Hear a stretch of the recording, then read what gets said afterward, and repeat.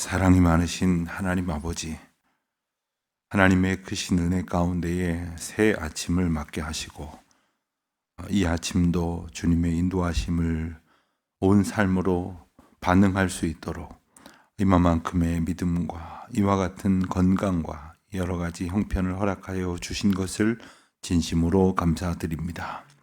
때로는 마음이 힘들어서 또 때로는 몸이 지쳐서 혹은 상하여 하나님께서 저희들을 부르시고 인도하시는 그 자리마다 그리고 그 사명마다 감당하지 못할 때가 참 많으오나 이 아침 이와 같은 은혜로 시작하여 주셨사오니 이 하루가 다 가도록 오직 주님의 인도하심만을 바라며 그 인도하심을 따라가는 기쁨으로 충만케 하여 주시기를 기도드립니다.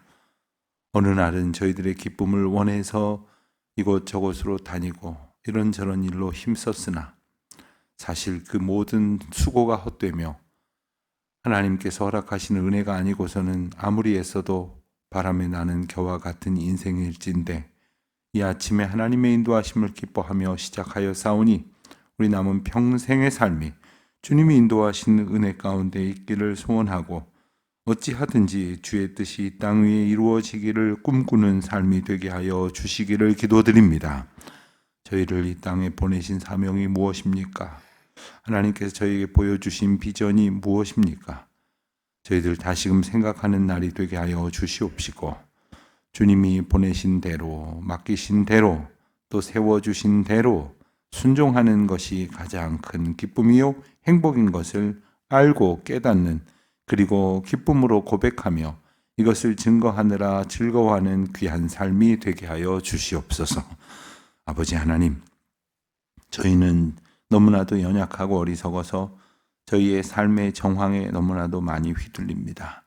나라가 어지럽고 또한 요란한 난리와 소문으로 인하여 또한 하나님 앞에 모든 사람들이 겸손히 무릎 꿇고 기도하며 하나님만을 바라보는 나라가 되기를 원하지만 그리하지 못하는 여러 가지 악한 공격 앞에서 저희는 너무나도 무력할 수밖에 없사오나 하나님 도우셔서 잘 견뎌낼 수 있도록 도와주시옵시고 어찌하든지 저희들이 하나님께서 기뻐하신 믿음으로 살아갈 수 있도록 저희들의 삶의 주변을 주님의 긍휼로 인도하여 주시기를 간절히 기도드립니다.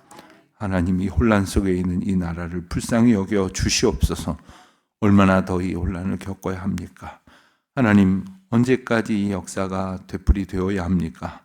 언제까지 이 나라가 하나님께서 주신 그 자유와 기쁨과 그리고 복된 이 땅의 가치를 잃어버린 채 헛된 것으로 매몰되어 서로 공격하고 다퉈야 합니까? 하나님 긍휼히 여겨 주시옵시고 주님 안에서 누리는 자유민이 되어지고 그 자유자의 삶을 살아가는 기쁨으로 오늘 이 땅을 찬송하며 살아가는 저희들 되게 하여 주시옵소서.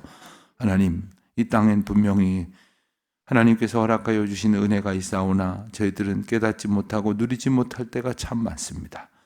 주님이 베풀어 주신 자유를 얻었으나 헛된 것에 매여 있는 그래서 스스로 노예된 자들로 살아갈 때가 많습니다.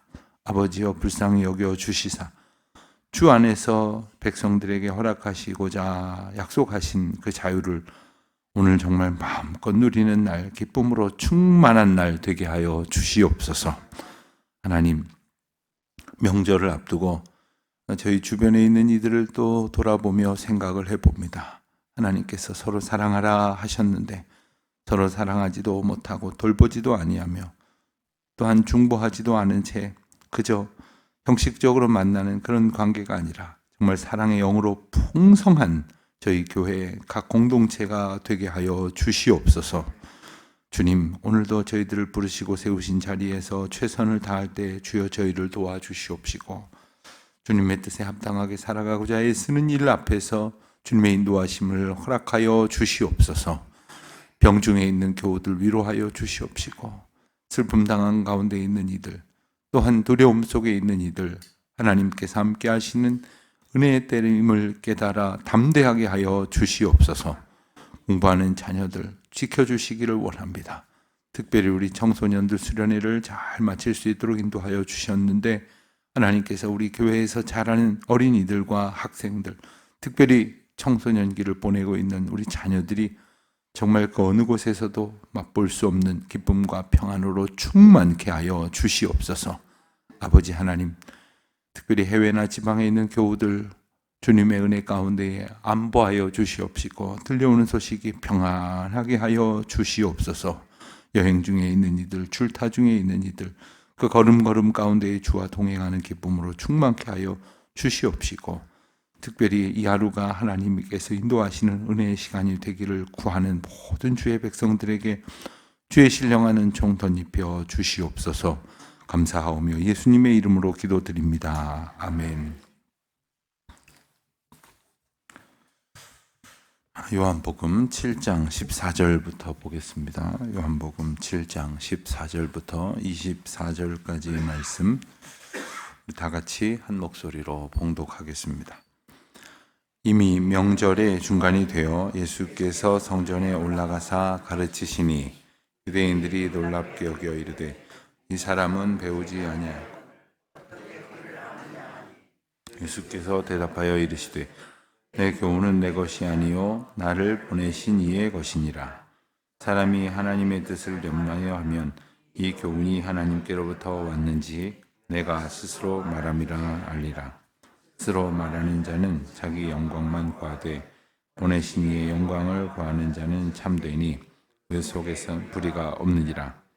모세가 너희에게 율법을 주지 아니하였느냐? 너희 중에 율법을 지키는 자가 없도다. 너희가 어찌하여 나를 죽이려 하느냐? 우리가 대답하되 당신은 귀신이 들렸도다. 누가 당신을 죽이려 하나이까? 예수께서 대답하여 이르시되 내가 한 가지를 행하매 너희가 다 이로 말미암아 이상히 여기는도다.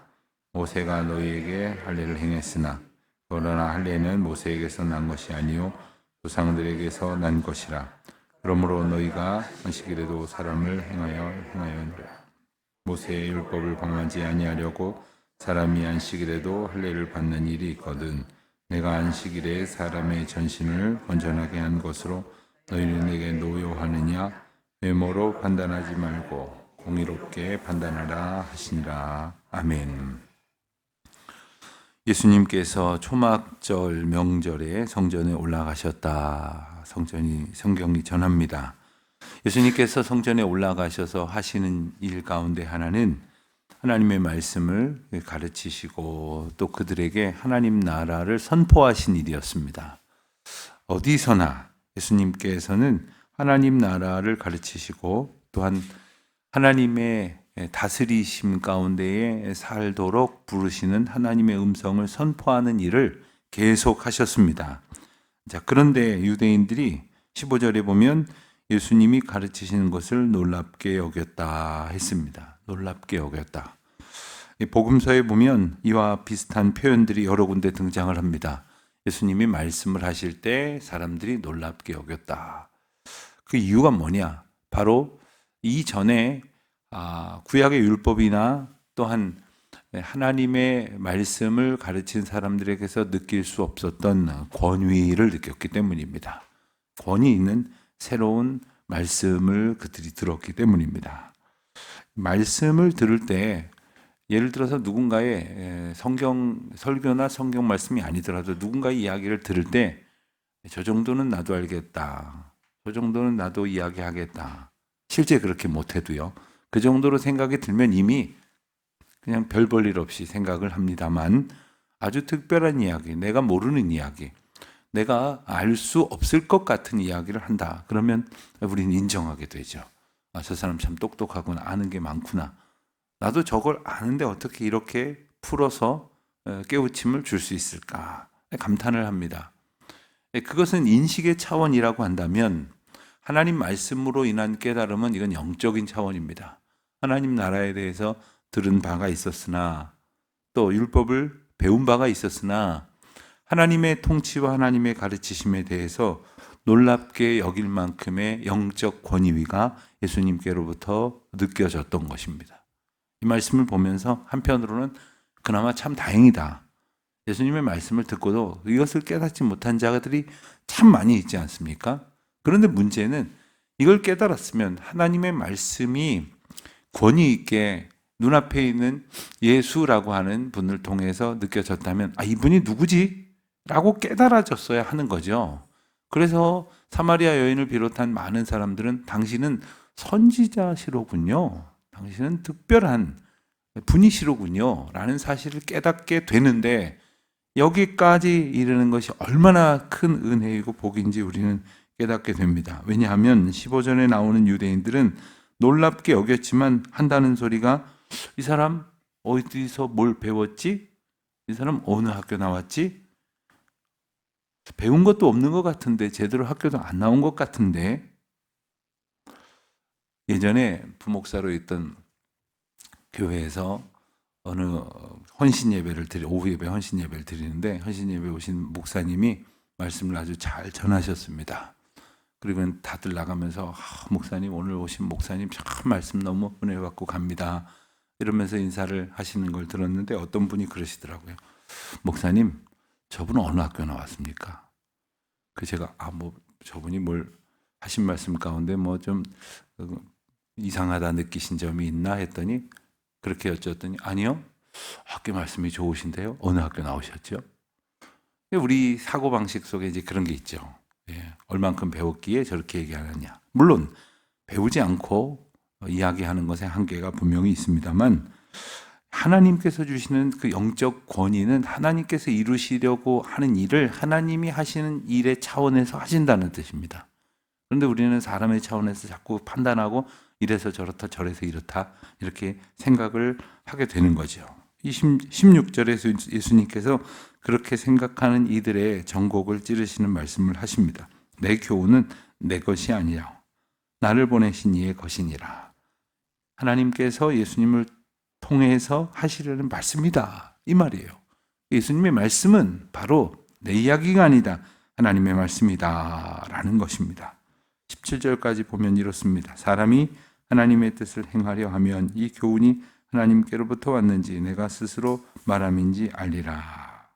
자, 예수님께서 이 땅에 오셔서 하신 일이 무엇인지, 예수님의 사명이 무엇인지를 예수님 자신이 분명히 밝혀주시는 대목입니다. 여러분, 우리가 이 세상을 살면서 많은 일을 하죠. 많은 곳을 다닙니다.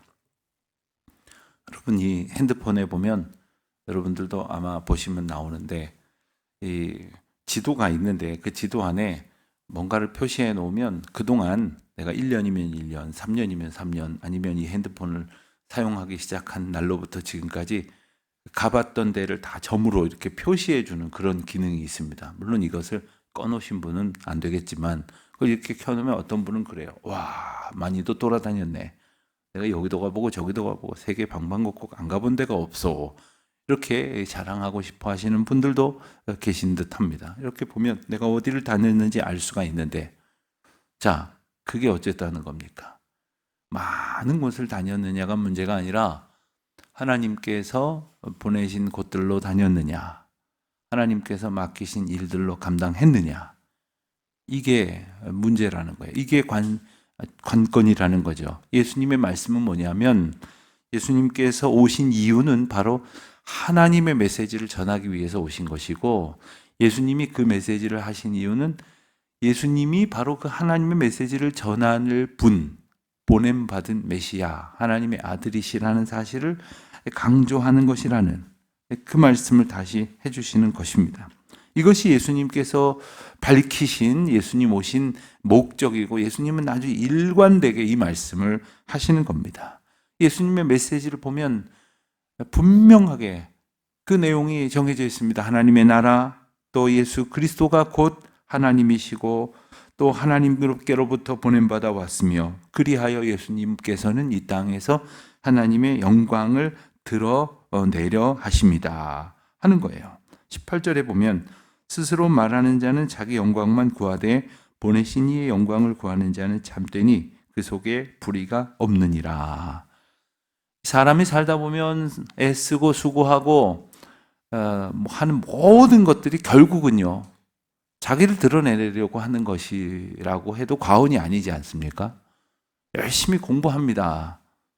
열심히 공부하는데 결국은 자기가 원하는 일을 통해서 자기가 이만큼 가치 있는 존재라는 인정을 받고 싶은 거죠. 자기를 드러내고 싶은 겁니다. 여러분, 좋은 것을 가지고 좋은 옷을 입고 좋은 것을 두르고 또 좋은 것을 뭐 타고 다니고 좋은 집에서 살고 뭐 편리도 있겠지만 내가 이만큼 가졌다, 이만큼 누릴 수 있는 귀중한 존재다라고 말하고 싶어 하는 거죠.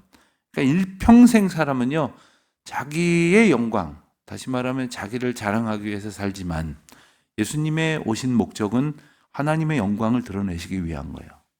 죽기까지 낮아지시면서 십자가에서 정말 십자가로 가는 길에 있었던 그 수치와 모욕을 기꺼이 당해가면서도 하시려는 일은 뭐였느냐? 바로 하나님께서 맡기신 사명은 바로 예수 그리스도. 근데 그 이유가 뭐냐는 거예요. 우리가 그 사실을 알기를 원하시기 때문이에요. 우리가 그 사실을 알고 믿고 고백하지 않으면 우리 다 죽어 사멸될 수밖에 없으니까 우리가 예수님을 통해서 하나님의 거룩하신 사랑을 알게 하시기 위해서 십자가에 죽기까지 순종하심으로 하나님이 보내신 사명을 이루신 것이죠. 그것이 바로 예수님께서 이 땅에 오신 목적이고 우리에게 일러주시는 생명의 말씀이죠. 그럼 우리가 어떻게 살아가야 되느냐? 사실 우리도 예수 그리스도가 보여주신 삶을 따라 살아가는 그리스도인이지 않습니까? 예수님처럼 살면 되는 거예요. 예수님 사신 대로 살면 되는 거예요.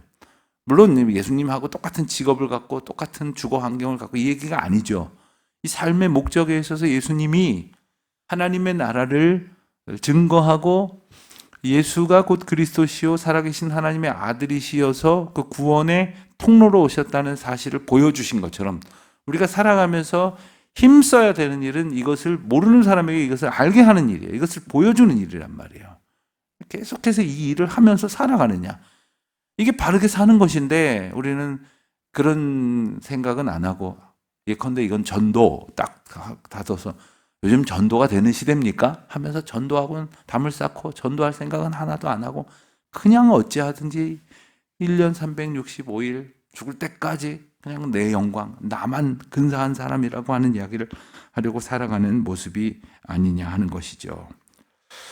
20절 이하의 19절과 20절 말씀에 보면 잠시 한 가지 이슈를 가지고 이제 예수님과 사람들이, 무리들이 논쟁을 하는 듯한 모습을 보입니다. 19절에 보면 모세가 너희에게 율법을 주지 아니하였느냐? 너희 중에 율법을 지키는 자가 없다. 너희가 어찌하여 나를 죽이려 하느냐? 예수님 메시지 두 가지죠. 너네 사실 율법 지키는 사람들이 아니다. 둘째, 오히려 나를 죽이려 하고 있다. 그 사이에 뭐가 있겠어요? 율법의 참된 의미를 예수님께서 함의하고 계시는 거죠. 그랬더니 무리가 이렇게 대답을 합니다. 당신 귀신 들렸구만. 누가 당신을 죽이려 한다는 말이요? 이렇게 몰아붙이고 있습니다.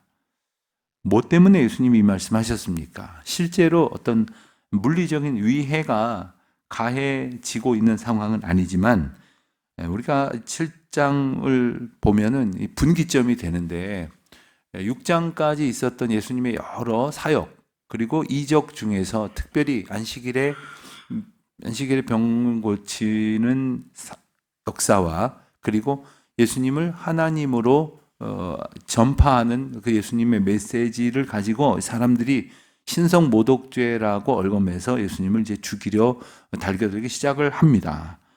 그 이야기를 하시는 거거든요. 21절에 보면 그 중요한 예를 듭니다. 그건 뭡니까? 너희들이 할례를 지키고 있지 않느냐. 할례를 지키는데 할례를 행한다고 하는데 할례는 태어난 지 8일 만에 어린아이의 남자아이의 포피를 베는 거죠. 그런데 이 8일째 되는 날이 안식일이면 어떻게 되느냐? 한단 말이에요.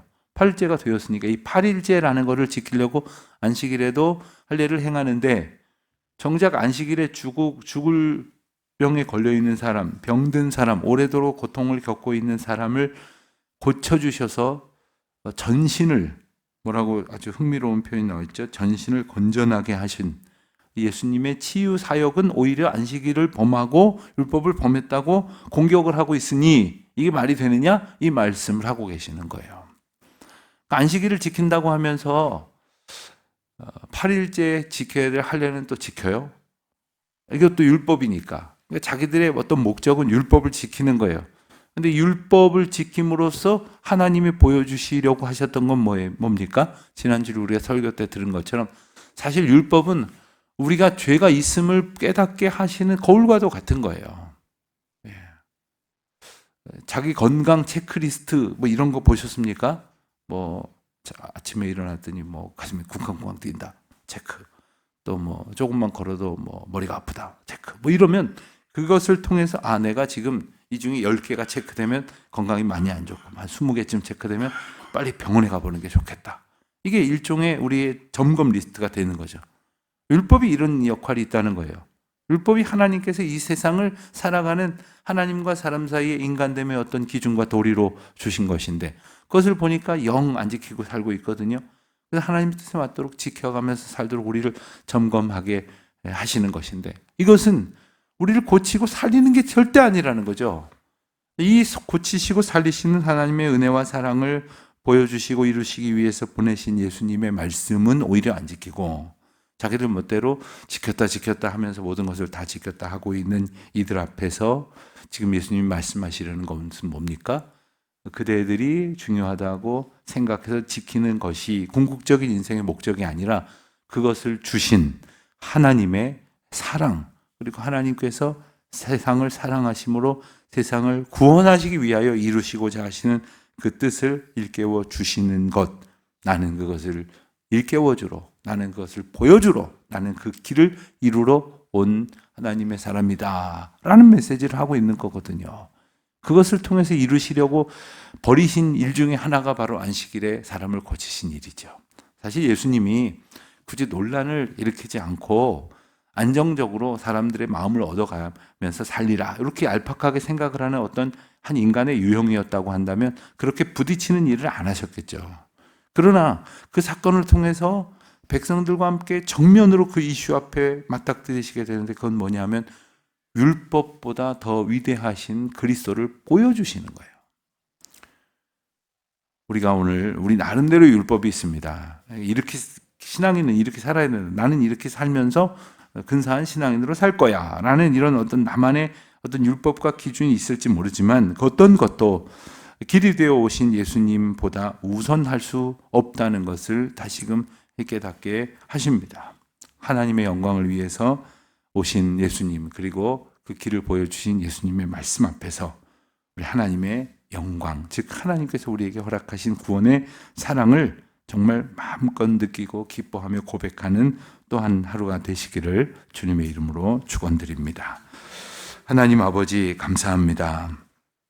저희를 부르시고 저희를 인도하시고 저희들을 생명의 길로 구원의 길로 이끄시는 주님의 귀한 사랑 다시금 깨닫게 하시니 감사합니다.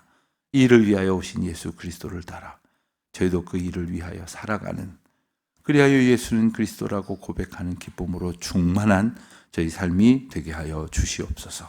예수님의 이름으로 기도드립니다. 아멘.